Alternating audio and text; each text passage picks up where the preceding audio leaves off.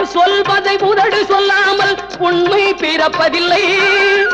உள்ளம் சொல்வதை உதடு சொல்லாமல் உண்மை பிறப்பதில்லை.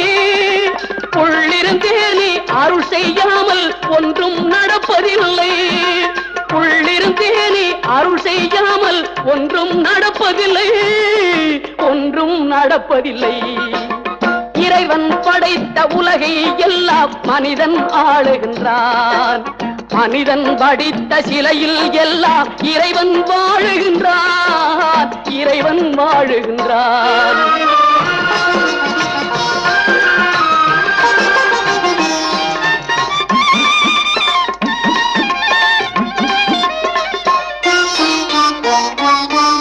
இரண்டு மனிதர் சேர்ந்த போதே எண்ணம் வேறாகும். இரண்டு மனிதர் சேர்ந்த போது எண்ணம்